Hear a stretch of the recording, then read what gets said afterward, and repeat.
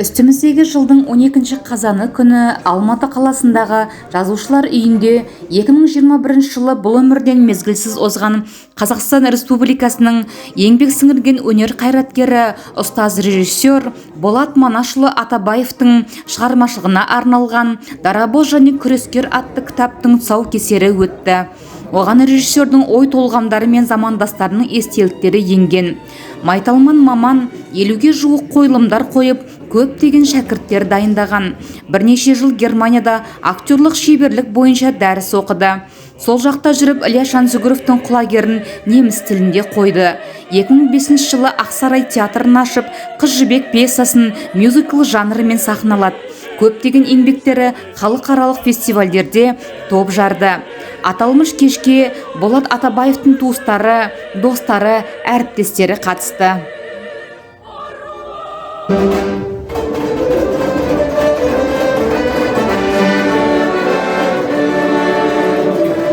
Қара домбырасының әуенімен қазақ сөз өнерінің небір майталма марғасқаларының табы қалған, сөзі қатталған Қазақстан Жазушылар одағының ғимаратына қош келдіңіздер.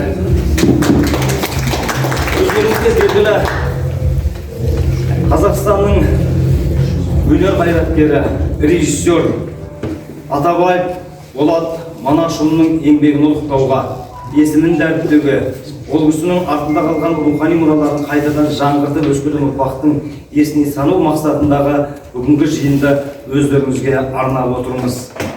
Барлық байлық та, мұрағат та, ұлағат та, кітап та екені белгілі. Ендеше бүгінгі жиынымыздың алғашқы беташарын осы Болат ағамыздың құрметіне арналған «Дарабоз және күрескер» атты кітаптың лентасын қиып, тұсаукесер рәсімін жасауға рұқсат етіңіздер. Болат ағаның өзінің талай-талай дүниесі қалдыққа, көрермендеріне жеткен, қауышқан Мұхтар Әуезов атындағы Академиялық ұлттық театрдан келіп отырған, көзін көрген ардақты апамыз Шәмшәгіл анамызды ортаға шақырайық.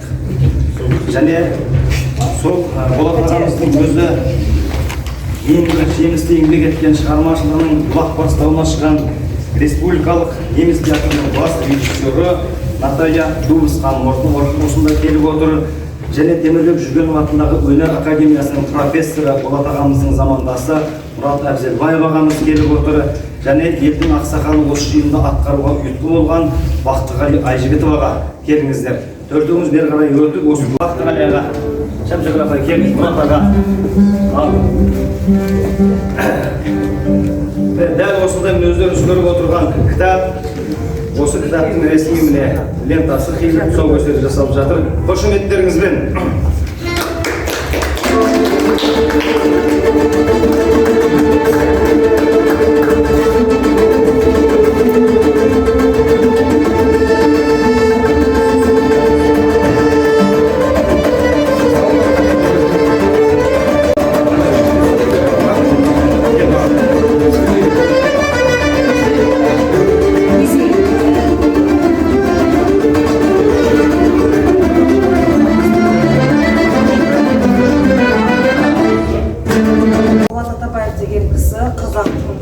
Маңдайына үйірған 1000 жылда бір рет туатын азамат, бір туар азамат.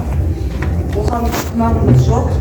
Тарихқа тоқталып кетейік кішкене. 86 жылы Болат Атабаев неміс театрымен, Теміртаудағы неміс театрының жетекшісі болды. Сол кезде идеологияның мұқтап тұрған кезінде менің әкем марксизм-ленинизм институтында повышение квалификации для руководителей болған.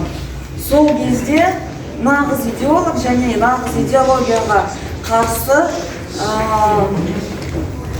үкіметті сынайтын, нағыз сынайтатын. Болат ағамыз қайтыс болғанда ковид деген жаман нәрсе болды. Оны барлықтарыңыздар білесіздер. Мамам ауырып қалды. Ол кезде сол жерлеуге әке-шешем келе алмады. Бірақ менің папам уәде берген. Мен жан жолдасым Болат туралы кітап жазам. Бұл кітаптың тұсауы жылын бергенде шығарылды, баспадан шықты. тамашалаңыздар, сатып алыңыздар.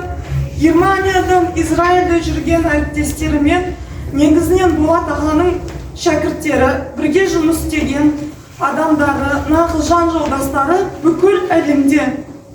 Осы кітапты оқысаңыздар, Болат ағаның қандай тұлға екенін біле аласыздар. Келгендеріңізге рахмет. Ол сахнада да, өмірде де шындықты, шынайылықты, әділеттілікті аңсап, сол үшін шырылдап өткен. Сол жылдары Қазақстанда мықты үш режиссер болса, соның бірі Болат Атабаев болды. Ол Ақсарай театрын ашқанда ешкімге ұқсамайтын театр, ешкімге ұқсамайтын актерлар тәрбиелеп, өзінің арманын, ойын сахна арқылы көрсеткісі келді деп атап өтті өзінің әріптесі, мәдениет қайраткері Мұрат Әбзелбаев. Кеш соңында студенттер келген қонақтарға тарихқа тағзым тақырыбымен қойылым ұсынды. Айтады оны жасырмай. Домбыра мен қылғымыз. Қос перзенті қазақтың.